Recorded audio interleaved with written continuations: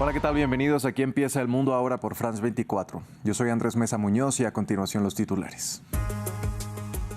A pesar de su cautela inicial, Italia dice estar lista para firmar el acuerdo del Mercosur tan pronto como se resuelvan las demandas de los agricultores. La Unión Europea discute el proyecto en medio del descontento del sector agrícola de los países del bloque. Los líderes de la Unión Europea también tomarían este jueves una decisión sobre el financiamiento de Ucrania. El presidente Volodymyr Zelensky instó al bloque a usar para tales fines los activos rusos congelados y advirtió que enfrentará un déficit si no se empieza a recibir el dinero para primavera. Hoy se conmemora el Día Internacional del Migrante, una fecha para resaltar su contribución en todo el mundo y los desafíos a los que se enfrentan, y en esta oportunidad echamos un vistazo al papel de los migrantes en la economía francesa.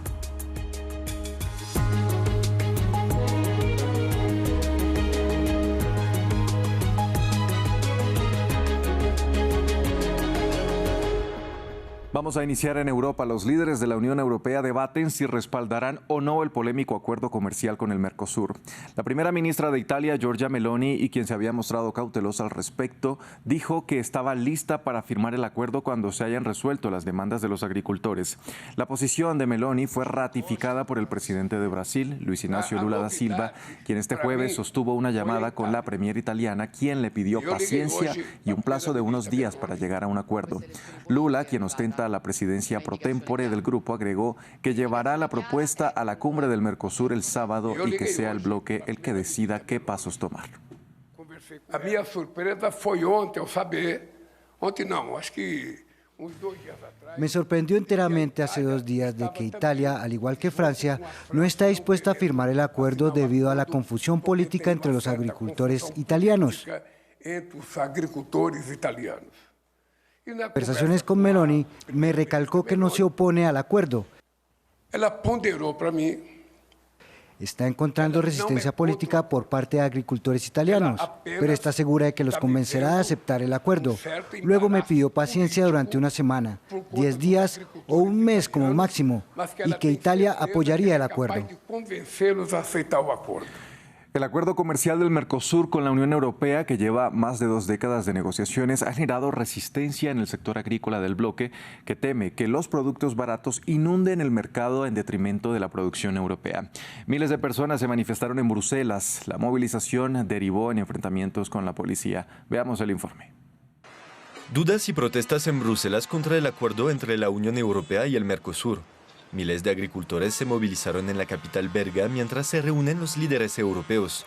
Se oponen a la posible firma de un acuerdo de libre comercio que lleva 25 años gestándose entre el bloque comunitario y el mercado común sudamericano, integrado por Brasil, Argentina, Uruguay, Paraguay y Bolivia. Desde 2024 nos hemos estado movilizando ya sea en Francia, Bélgica u otros países y no hemos logrado realmente avances significativos. Pero hoy queremos que se nos escuche y contar con un financiamiento adecuado para la política agrícola europea posterior a 2027. Queremos deshacernos de estos tratados inútiles teniendo en cuenta que todos los productos se producen en Europa. El presidente francés Emmanuel Macron reafirmó la oposición de París a la firma de un acuerdo en el estado actual. Se enfrenta a una fuerte presión interna sobre el asunto, y mientras el sector enfrenta una epidemia bovina. Porque quiero que nuestro sector agrícola sea tratado como corresponde, debe ser respetado. Y nuestros agricultores, que ya enfrentan enormes desafíos, lo vemos en Francia, pero también es cierto en otros países. Están pasando dificultades y tienen que luchar contra epizootias. En Francia tenemos dermatosis, que afecta a muchos de nuestros ganaderos. El acuerdo de libre comercio prevé una eliminación de los aranceles aduaneros entre ambos mercados comunes.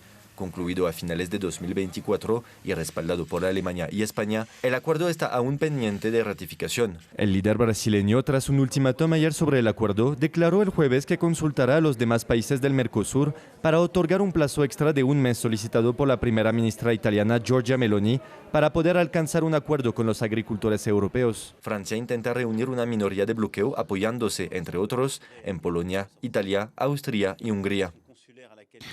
Los líderes de la Unión Europea intentan también sacar adelante la ayuda financiera para Ucrania en la guerra que libra contra Rusia, y el uso de los activos rusos congelados está en el centro de las discusiones. El bloque de los 27 se enfrenta a la oposición de Bélgica, a la que hoy se suma Eslovenia, para otorgarlos a Kiev, que necesita solvencia tras casi 4 años de iniciada la invasión a gran escala de Moscú. Recordemos que es precisamente Bélgica el país donde se custodia la mayor parte de los activos rusos. El presidente ucraniano alerta que si no recibe el apoyo de sus aliados, su país se enfrentará a un déficit millonario. Porque esto es realmente una amenaza. ¿Cuál es la amenaza? Bueno, definitivamente habrá un déficit entre 45.000 millones y 50.000 millones exactamente. El déficit podría ser mayor. No sabemos exactamente cómo se desarrollarán los acontecimientos el próximo año. Estamos haciendo todo lo posible para poner fin a la guerra pronto. Cambiamos de tema y pasamos a Bolivia. El presidente Rodrigo Paz anunció que pondrá fin a los subsidios a los combustibles que habían estado congelados durante 20 años en los que gobernó el movimiento al socialismo. El mandatario añadió que retirará el diésel de la lista de sustancias controladas por el gobierno para facilitar la importación y que pronto se anunciarán los nuevos precios de los hidrocarburos. La quita de subsidios mal diseñados del pasado no significa abandono, significa orden, justicia, redistribución real, clara y transparente. Los subsidios que se usaron para esconder el saqueo no volverán a condenar a Bolivia. La estabilización de los precios de los hidrocarburos en el país permitirá generar recursos fiscales adicionales. A diferencia de lo ocurrido en el pasado, en Estados Unidos, el presidente Donald Trump había prometido para la noche de este miércoles un gran discurso. El mandatario tomó la palabra en un mensaje de cierre de año. El objetivo era defender su política económica a pesar de las críticas cada vez más fuertes, y también aprovechó para atacar la política de su predecesor Joe Biden. Los detalles en el siguiente informe. Una alocución muy esperada de 18 minutos, que Donald Trump comenzó con un tono firme. Buenas noches, Estados Unidos. Hace 11 meses heredé un desorden y le estoy reparando. Desde el inicio, el presidente estadounidense arremetió contra su predecesor Joe Biden, especialmente en el tema migratorio. Pero sus declaraciones sobre la economía eran las más esperadas. El inquilino de la Casa Blanca es cada vez más criticado. Según una encuesta, el 61% de los estadounidenses considera que la situación económica no les es favorable a nivel personal, frente al 57% en mayo. Donald Trump, por su parte, defiende todas las medidas adoptadas y, en particular, los aranceles impuestos a casi la totalidad de los países del mundo. Gran parte de este éxito se ha logrado gracias a los aranceles. Mi palabra favorita, aranceles, que durante muchas décadas fueron utilizados como éxito por otros países contra nosotros, pero ya no. Las empresas saben que si construyen en Estados Unidos no hay aranceles, y por eso están regresando masivamente al país. El único anuncio verdaderamente destacado de este discurso fue el envío a cerca de 1,5 millones de militares de un cheque de exactamente $1,776, en referencia al año de la Declaración de Independencia de Estados Unidos. El presidente estadounidense también aseguró que el precio de los medicamentos bajaría, en algunos casos, hasta un 600%, algo que no parece matemáticamente posible. Un discurso criticado del lado demócrata. El senador Chuck Schumer estimó en particular que Donald Trump vive en una burbuja desconectada de la realidad. En noticias sobre la situación en el Caribe venezolano, Rusia advirtió a Estados Unidos de no cometer un error fatal en Venezuela y llamó a los países de la región a mostrar moderación para evitar una mayor escalada en las tensiones entre Washington y Caracas. Después de que este miércoles la Casa Blanca ordenara el bloqueo total de los petróleos venezolanos sancionados por Estados Unidos y que designara al gobierno venezolano como una organización terrorista, el portavoz del Kremlin, Dmitry Peskov, expresó su apoyo al presidente Nicolás Maduro. Observamos una escalada de tensiones en la región. La consideramos potencialmente muy peligrosa. Venezuela es nuestro aliado y socio, y mantenemos contactos constantes, incluyendo, como saben, los de más alto nivel. El presidente Putin mantuvo recientemente una conversación telefónica con el presidente Maduro. Y, por supuesto, hacemos un llamado a todas las partes de la región a la moderación para evitar cualquier imprevisto. China condenó la aprobación del mayor paquete de armas jamás vendido por Estados Unidos a Taiwán, afirmando que esta medida socava la paz y la estabilidad en la región. La venta de armas por más de 11.000 millones de dólares se produce en un momento en el que Beijing aumenta la presión militar sobre la isla.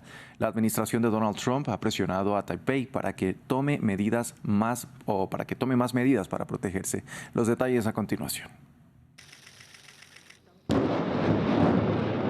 Tras la primera prueba de disparo de este lanzacohetes estadounidense en mayo, Taiwán se dispone a adquirir aún más sistemas de armas. Esto forma parte del mayor paquete de armas jamás enviado por Washington a la isla. Con un valor superior a los 11.000 millones de dólares, Taipei ha señalado que el último paquete contiene 8 ítems. Además de los sistemas de cohetes de artillería de alta movilidad, incluye obuses, misiles antitanque Javelin, drones y piezas para otros equipos. Esta venta de armas es la segunda bajo la administración del presidente Donald Trump y se produce en un momento en que Taiwán se enfrenta a una creciente presión militar por parte de China. Impulsada por Estados Unidos, la isla se ha comprometido a aumentar el gasto en defensa hasta el 5% del PIB para 2030. Nuestro país seguirá promoviendo reformas en materia de defensa, reforzando la resiliencia de toda la sociedad en este ámbito, demostrando nuestra determinación de defendernos y salvaguardando la paz a través de la fuerza. Beijing, que reclama la soberanía sobre Taiwán como parte de la política de una sola China, criticó duramente el paquete de armas. El Ministerio de Relaciones Exteriores afirmó que utilizar a Taiwán para contener a China estaba condenado al fracaso. China insta a Estados Unidos a que respete el principio de una sola China y los 3 comunicados conjuntos chino-estadounidenses, cumpla sus compromisos y ponga fin de inmediato a las peligrosas acciones de armar a Taiwán. China tomará medidas firmes y contundentes para salvaguardar su soberanía nacional, su seguridad y su integridad territorial. El Pentágono indicó que el paquete, que aún debe ser aprobado por el Congreso, servía a los intereses estadounidenses al apoyar los esfuerzos de Taiwán por modernizar sus fuerzas armadas y mantener una capacidad defensiva creíble. Washington está obligado por la ley a proporcionar a Taipei los medios para defenderse. En Australia, mientras el país oceánico llora a las 15 víctimas mortales del tiroteo en la playa Bondi de Sydney ocurrido el domingo durante la festividad judía de Hanukkah, el gobierno promete tomar medidas drásticas. Mientras despedían a las víctimas más jóvenes del atentado, a Matilda, de 10 años, el primer ministro australiano Anthony Albanese dijo que luchará contra el extremismo para erradicar el odio y el antisemitismo. Esto incluye nuevas facultades de las autoridades para denegar o cancelar visados de quienes se considere que propagan el odio y la división. Hoy anunció un número significativo de medidas adicionales para ampliar el plan. En primer lugar, el fiscal general y el ministro del Interior elaborarán un paquete de reformas legislativas para reprimir a quienes propagan el odio, la división y la radicalización. Hoy es el Día Internacional del Migrante y del lado de Francia más de 400 organizaciones se movilizan para hacer oír la voz de los migrantes. Desde enero de 2025 y la circular retalló, las normas se han endurecido y las expulsiones se han disparado. Ampliamos a continuación. En esta cocina parisina, casi la mitad del personal son migrantes.